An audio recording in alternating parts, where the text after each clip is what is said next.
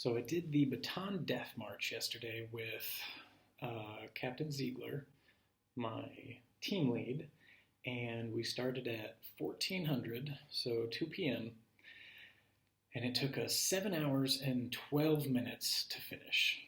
It was good. It was a lot of, I'm not going to say fun exactly, but sort of decided to do it on a whim. For those of you who don't know what the Bataan Death March is, it's 26.2 miles. You can do it in uniform and with a 35-pound weight in a backpack or, however you want to carry it. And I think I probably started with something like 20 plus pounds. I had a bunch of water in my backpack. And I did not do it in uniform. I did it in civilian clothes because I figured the footwear that I had access to would be a little more conducive to not getting blisters. So one of the things that one of the pieces of advice that I received just ahead of it was to use a uniform sock, turn it inside out, and then put a polypropylene sock on the outside of that and do like the spray antiperspirant on your feet before you put your socks on. So I didn't do the spray antiperspirant, and I didn't have a polypropylene sock, but I did turn my uniform socks inside out and wore them that way to reduce the rubbing that occurs and that causes blisters.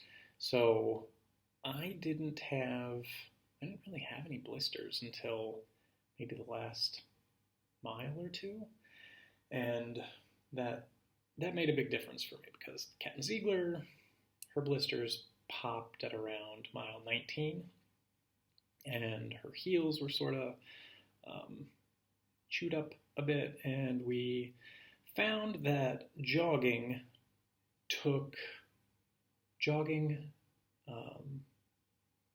was less pain associated with it in the feet. So we ended up jogging for several miles. Captain Ziegler's goal was to finish in 7 hours or less. We finished in 7 hours and 12 minutes. So that was, we were actually ahead of our time going into mile 20, but we slowed down a bit towards the end there.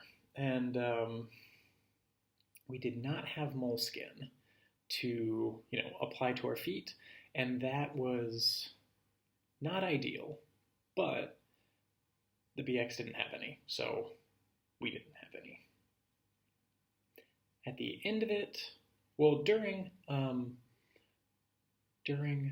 probably drank 6 or 7 bottles of water.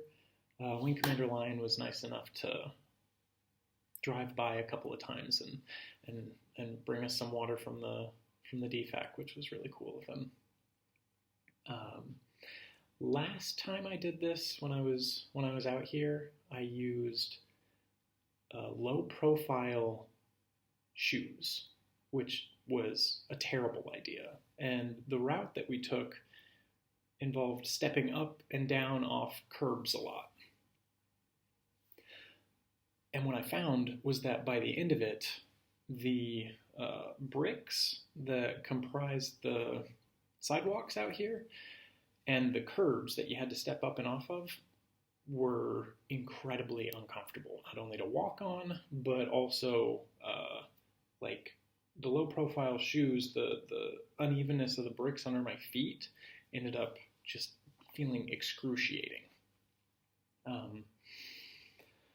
So this route involved us just being in the road more and doing the curbs less, which after 26 miles was a welcome change of pace. Not having to step up and down off a 6-8 inch curb made a big difference. We stopped a few times to stretch. We sat down a couple of times just to give our bodies a break and get a chance to breathe again. And today it's uncomfortable a bit. My legs hurt. My lower back hurts quite a bit. I've stretched a little bit this morning. The shower that I took last night was